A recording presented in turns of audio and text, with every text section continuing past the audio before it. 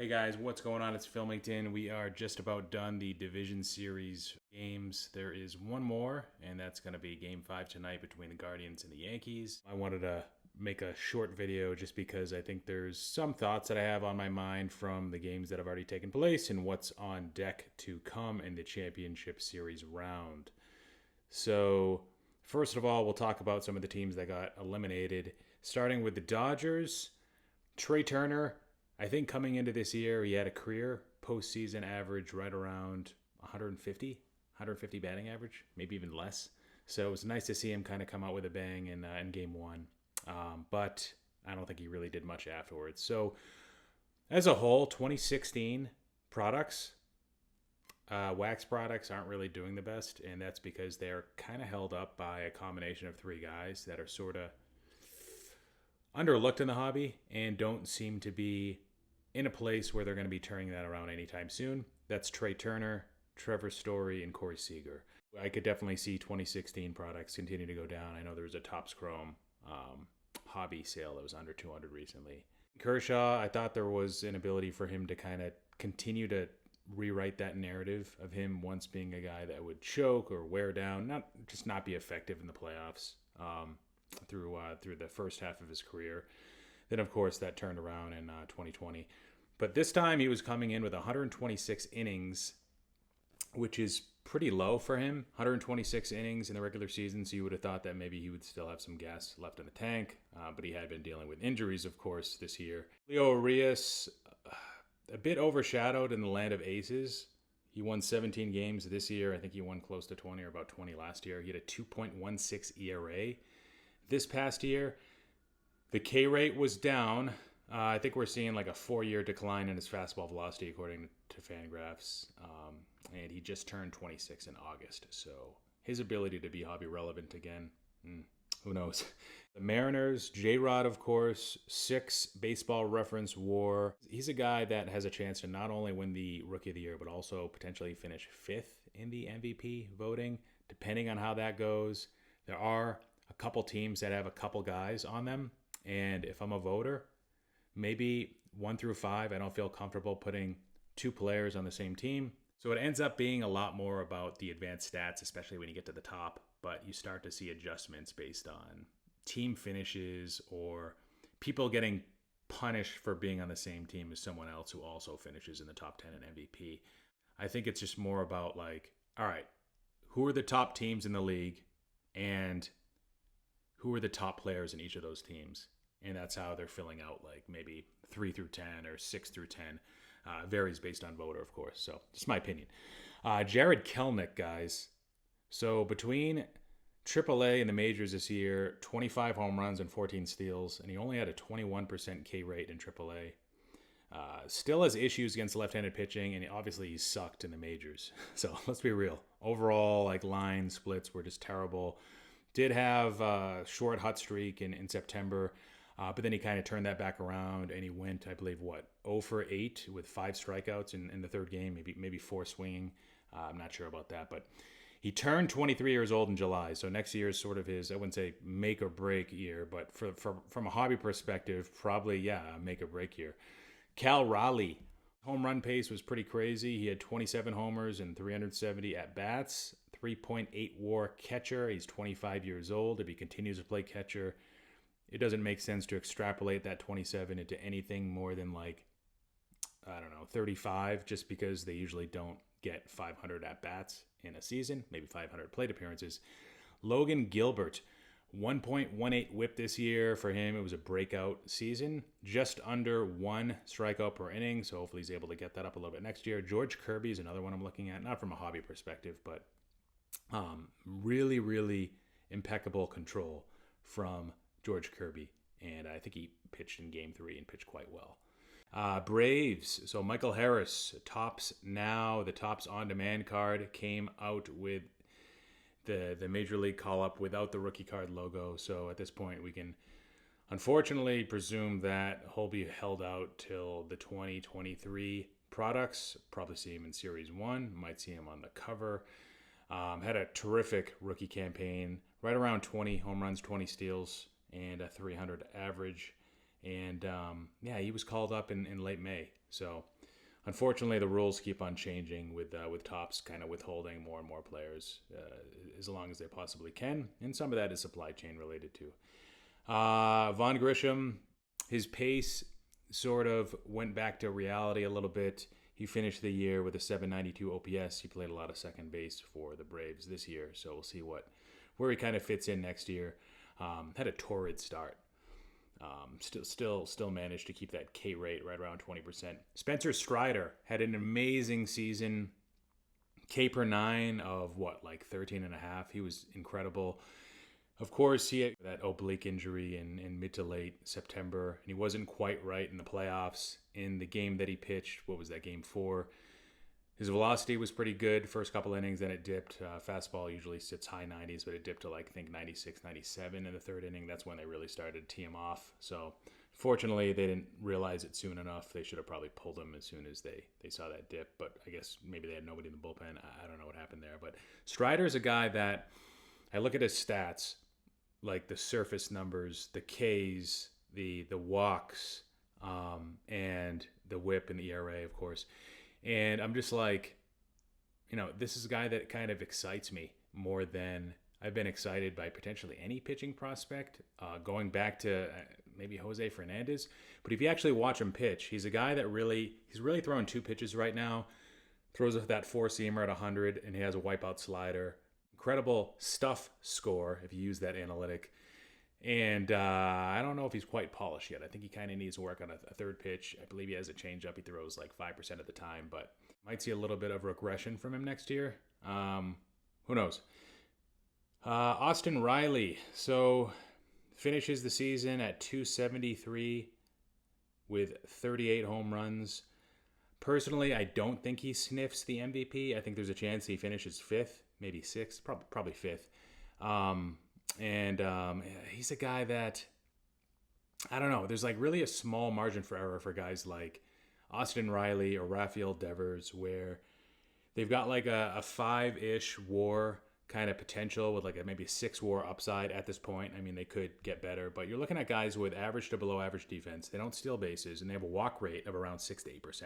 So it's tough for them to get to that kind of 7+ WAR that you really need to get to compete for the MVP. So I know his stuff got strong in the second half. I know there's a lot of people that are saying that he should be MVP, that he was the best player on, one of the best teams in the National League. But unfortunately, I just think there's too much competition there. Probably make another video going through my picks for MVP.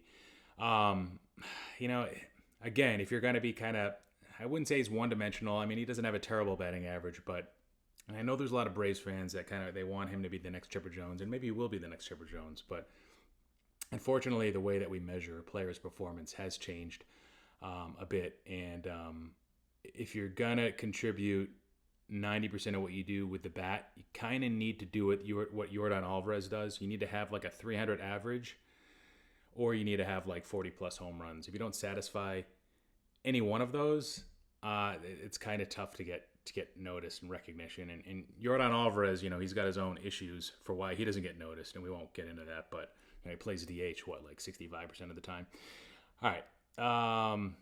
Guardians. So few players there. Andres Jimenez surprised me. I think he has a chance of finishing 4th or 5th in American League MVP. Really great Fangraphs WAR, good Baseball Reference WAR, 850 OPS. So he's not just like defensive guy that just hits the ball for good contact. He's one, like from a hobby perspective, where if he wins ALCS MVP, that could create enough buzz for him to get a little bit more hobby attention in the short term and potentially in the long term too. Just a terrific player, and I think he's a bit undervalued. Shane Bieber took a step back this year in velocity. I don't think he quite has the stuff anymore to ever really be hobby relevant ever again, but that's my opinion. Still had a great year. Emmanuel Clase is one of the best closers in the league. All right, so with the Yankees, Aaron Judge finished the year with a well over 200 weighted RC plus, meaning that he was better than double the average major league player after adjusted for leagues and ballparks. And that's just an offensive statistic, so it doesn't take into account like base running or defense. And defensively, he was above average too, I believe. So Aaron Judge is the man. Right now is Bowman Chrome Auto PSA 10, like that card from 2013. It sells for a little bit more than Juan Soto. So that's interesting. It's got a lower pop, probably by like 30%, 170 on Judge's side versus probably like 240 with Soto. Garrett Cole. So Garrett Cole, I don't believe has a World Series ring yet. He wasn't on the Astros in 2017. I think he was still with the Pirates. And he's a Warrior. He's been a Warrior for them. He's been one of like the fixtures of the Yankees team over the last few years. With Judge, although Cole hasn't missed as much time with injury. Oswaldo Cabrera, one of the few young bright spots of the Yankees right now from an offensive perspective. I know they've got some guys in the farm that are going to get called up soon, but 6 homers and 171 plate appearances. He's playing a lot of right field this year, so he's a guy to definitely watch in the playoffs. All right, so the Astros, Kyle Tucker had a pretty good year, guys. 30 homers, 25 steals, 9.7% walk rate. His speed was up this year. So 25 steals was by far the most he's had in a season. I think the previous best was 14. The defense for him is just right around average, depending on what metric you look at. It might be a little different. 4.8 F WAR this year. For the most part, he repeated what he did last year. The issue with Kyle Tucker, and we kind of went over this with Devers and Riley a little bit. You know, I wouldn't say he's getting up there in age, but he's reaching his prime, so to say. And he's been in the league for 4 years already, and he does not have a top 5 MVP finish, nor does Rafael Devers. Yordan Alvarez, guys, if you look at his MLB StatCast page, it's basically identical to Aaron Judge. Like the top half of the page is identical. Judge is a better defender. Judge is faster than Yordan Alvarez, so the sprint speed is going to be a bit different. But the walk rate, the expected batting average, expected slugging, the barrel rate, the exit velocity, average exit velocity, and the max exit velocity, it's all very similar. So had an incredible offensive year. I think he finishes 3rd in the MVP voting, even though he did play 70 games at DH and he missed about 20 games. I think he was just that good where he'll finish 3rd. So he's a guy with 2 game-winning homers already of the 3 games he's played so far. So I don't know what else he needs to do to prove himself. Of course, he does have 2 bad knees. If you look at like pictures of him with certain types of clothing, you'll see that he is quite top-heavy. So I don't know if that body type is going to be conducive for longevity in an athletic profession, but he's really, really good right now, and I think he comes into next year being like the definitive most feared hitter in the game, to be honest. It could have been Juan Soto, but he's had a rough year. Just the combination of, even if you're not an advanced stats guy, the combination of power, batting average, and plate discipline with the on-base percentage. Those 3 things, who else is there? I know Judge is there. Judge is likely to regress a bit. Maybe he won't. But Yordan Alvarez did what he did last year, but he took down his K rate. So that's what separates him from Judge. We talked about all the similarities. Offensively, Yordan Alvarez doesn't strike out a whole lot, especially for a guy that hits, 35-plus home runs in a season. So not to take away anything from Judge, I like him too. It was Altuve, so a lot of people, I feel, want to force, the Dodgers to be, the team of this generation. But in my opinion, it's been the Astros. They've been more successful, deeper into the playoffs. I tried to actually Google what's Dave Roberts' postseason record as a coach, but I couldn't figure that out. I could only find, the elimination game win-loss record. But I'm curious about his postseason record, because that would be telling to compare that against the Astros. The Astros just have a lot of really clutch hitters. Dodgers have Justin Turner. The Astros have Altuve. They used to have Springer and Correa. Bregman is known to be kind of clutch, not as clutch as an Altuve. Of course, they've got Yordan. Yuli Gurriel has had some big hits for them. So Altuve also has a chance to finish top 5 in the MVP this year. Finished with a 6.6 Fangraphs WAR. Baseball Reference WAR isn't quite as good. Lastly, with the Astros, is their pitching going to hold up? Is the combination of Framber Valdez, Luis Garcia, Lance McCullers, and a banged up, clearly not at 100% Justin Verlander, is that going to be enough? That could be their kryptonite. Phillies, Bryce Harper. So he's dealing with 1 to 2 injuries right now. I'm hoping for a bounce back season from next year. His hobby prices have actually started to spike. I recently sold a big card of his, so it's nice to see him get his dues. Overall, regular season line wasn't great, but I think people are like, well, he's a gamer. He's still their leader, and he's still putting up stats throughout, having a torn, UCL in his elbow that requires surgery in the offseason. He's still putting up big numbers, which is kind of crazy. Nick Castellanos, off year for him, but he's one of the best hitters in baseball, so look out for him in the playoffs. Kyle Schwarber hit a huge home run last year for the Red Sox, grand slam against one of the pitchers I think was mentioned from the Astros already. Got that 1-2 punch with Nola and Wheeler, and that should take them far in the playoffs. It's already served them well, clearly. But the defense, or the lack thereof defense, I don't think they've had a game yet where they've given up more than like an error. But they're the type of team that could, especially in the outfield, be prone to 2 to 3 errors in a game and perhaps lose a close game because of it. So hasn't hurt them yet, but look out for that. Padres, last team. So Juan Soto hasn't looked like himself all year. There was a change to the baseball that was noted back in mid-April, late April. Offense was historically bad. A lot of people were trying to attribute it. Some people were, the counter argument was, well, it's the weather. It could also be because of increased shifting, because of the fly ball revolution. But, looking at the data further, it appeared like people's opposite field power wasn't as prominent. So for the folks that in the game that hit the ball the other way, that should be rewarded for not trying to always kind of beat the shift that's provided to them. The players like JD Martinez, we talked about Nick Castellanos, Juan Soto, that like to go the other way with authority. They didn't quite have the best year. The baseball wasn't cut out for them. And Juan Soto's opposite field home run output was stymied because of that. So I'm not sure if that's 100% of the issue. I don't think it is. But because of the opposite field issue that he had, he's trying to compensate too much, and he's rolling over the ball, hitting the ball into the shift, hitting a lot of ground balls, which is what he tends to do when he pulls the ball anyways. So he's got a lot of issues to work out in the offseason. I don't know if he's going to be able to do that in the playoffs. I know, playoff Juan, huge 2019 postseason. What did he have? 5 home runs. One of them was off Kershaw. One might have been off Garrett Cole. He had a big hit off Verlander. Just had an amazing postseason. So I don't know if he's going to get right for this. But if he does anything, he's on the national stage, and it's going to be good for his hype going into the offseason. But he might not need that. He might get a rebound anyways. We'll see. His prices have come down quite a bit. Machado, the team is his team now. It's not Tatis's team, not anymore. Maybe it never was. It's not Soto's team yet. It's Manny Machado's team. A guy with a bad rap, potentially overblown. Wasn't always the best teammate in the past, probably. Said that he's not a Charlie Hustle. That might have been taken out of context. He arguably ended Dustin Pedroia's career, who probably had a bad knee anyways. I'm a Red Sox fan. But,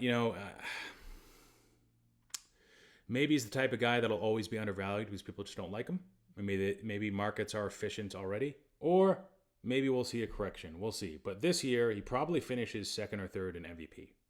He turned 30 years old in July. He's got a 46.6 Fangraphs WAR. So that's 4 6-WAR seasons, just like Mookie Betts. He doesn't have the 10 WAR season yet. That kind of separates him and Mookie Betts. And Manny has like over 1,000 more plate appearances than Mookie Betts. So I'm not trying to say they're exactly the same, just to provide a little bit of context there from a comparison perspective. Joe Musgrove had a great year this year. He's been really good for them. His ear appears to be clean. Josh Hader, I watched him in the first game. He didn't quite look like himself. He kind of got lucky. But since then, he's turned it around. I think in the final game, he closed it out in 10 pitches with 3 strikeouts, I think. So the top storylines for me to watch going forward, hobby-related stuff, would be Jose Ramirez, to see if he can have an exceptional series. It's Manny Machado. I guess Yordan Alvarez, if he continues to do what he's doing. So those are the 3 guys that I'll be watching more than most at this point. Bryce Harper, we already saw a little bit of a bump. But he would be perhaps a 4th storyline. Who do I have for? I mean, I think the Astros can win it all, but it's all based on confidence and momentum.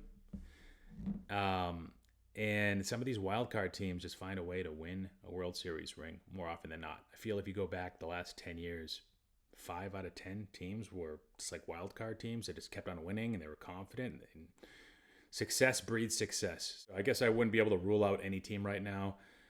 Got a small futures bet on the Phillies that was part of a hedge based on some other bet I had already made on the Braves. So I don't know. I have no idea who's going to win this, but I don't necessarily want the Astros to win, but I do want them to beat the Yankees if it comes to that. So, all right, guys, that's it. Let me know what you guys think down below. Any playoff observations that you have. Hopefully you liked what you saw. Make sure to like, comment, subscribe. Welcome new subscribers. Take care, guys. Philmington out.